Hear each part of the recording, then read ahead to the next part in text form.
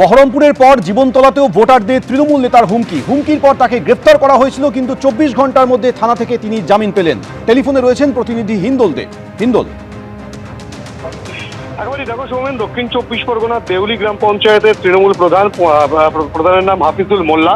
তাকে পুলিশ, জীবনতলা থানার পুলিশ গ্রেপ্তার করেছিল। শতপ্রণোদিত মামলা পুলিশ রুজু করেছিল, কারণ এই হাফিজুল মোল্লাকে একটি প্রকাশ্য বাজারের মধ্যে দাঁড়িয়ে হুমকি দিতে শোনা যায়, এবং তারপরেই সেই হুমকির যে ভিডিও ভাইরাল হয়, সেই ভাইরাল ভিডিওর ভিত্তিতে পুলিশ একটা শতপ্রণোদিত মামলা করে বলে বারুইপুর পুলিশ জেলা পুলিশ সূত্রে খবর।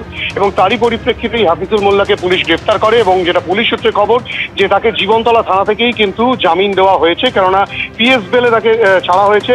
এবং যেহেতু তার বিরুদ্ধে বিএনএস এর 223 এবং 352 ধারায় মামলা রুজু হয়েছিল, এবং যেটি কিন্তু জামিন অযোগ্য ধারা নয়, জামিনযোগ্য ধারা, এবং সেই কারণেই কিন্তু তাকে থানা থেকেই জামিন দেওয়া হয়েছে, তেমনটাই পুলিশ সূত্রে খবর।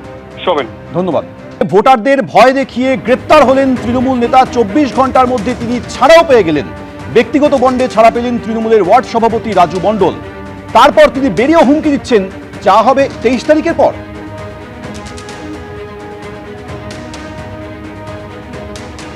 পদ্মফুলে ভোট দেওয়া যাবে না। যদি ভোট গন্ডগোল হয়েছে তাহলে ভোট যাওয়ার দরকার নাই। বাড়িতে আমি রসগোল্লা ছানা ভরা পাঠিয়ে দেবো।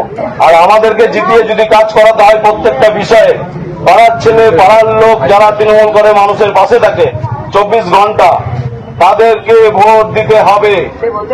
এবছর যেন ভোট নষ্ট না হয়, পরিষ্কারভাবে বলে দিচ্ছি, খাতা এন্ট্রি করা থাকবে কোন বাড়ির কে ভোট দিচ্ছে। আমরা সব মোটামুটি আমাদের ক্যামেরা থাকবে।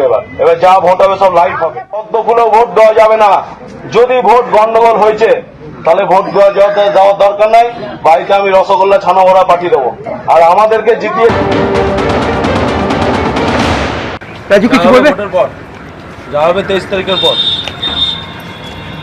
যা কিছু হবে 23 তারিখের পর, যা কিছু হবে সব 23 তারিখের পর দেখা যাবে। কিছু কিছু জায়গায় দেখা যাচ্ছে কংগ্রেসরাও সেই একই রকমের উস্কানিমূলক কথাবার্তা বলছে, সেখানে আপনাকে শুধু আটক করা হয়েছে।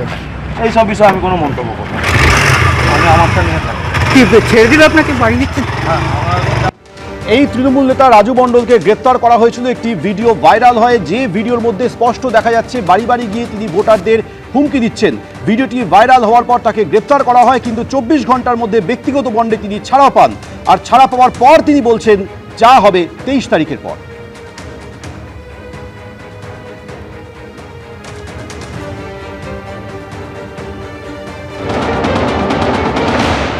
বেরিয়ে তো কোথায় আটক হয়েছে? একটু আগে তো নাকি বেল টেল নিয়ে বেরিয়ে গেল, বেরিয়ে গিয়ে আবার কলার তুলে বলে গেল 23 তারিখের পরে দেখে নেবে, সবকিছু 23 তারিখের পরে হবে।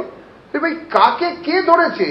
এ তো সেফ হোম, কি সুইট হোম মমতা বন্দ্যোপাধ্যায় বলেছিলেন করোনার সময়। তো এ তো দুষ্কৃতিকারীদের সুইট হোম। এই ক্লিপও নির্বাচন কমিশনের দেখা উচিত। যে শরীরী ভাষা, বডি ল্যাঙ্গুয়েজ এই রাজু মণ্ডলের মতন তৃণমূলের নেতাদের কাছে দেখা যাচ্ছে, কানে ইয়ারফোন লাগিয়ে ওয়্যারলেস মাইকে চিৎকার করে সবকিছু বলা হলো, দেখে নেওয়া হবে, এলাকার করিতকর্মা তৃণমূলের লোকেদের ভোট দিতে হবে, ইত্যাদি প্রভৃতি। আমরা তো সবই দেখেছি। তারপরে আটক করা হতে না হতেই 24 ঘন্টার মধ্যে বেল দিয়ে দেওয়া হচ্ছে। এই পরিস্থিতিতে কি হচ্ছে বা কি হতে পারে সেটা নিয়ে আমরা সবাই বুঝতে পারছি। এসব চলবে না, দৃষ্টান্তমূলক সাজার দরকার। আমার মনে হয় এইভাবে গণতন্ত্র চলে না।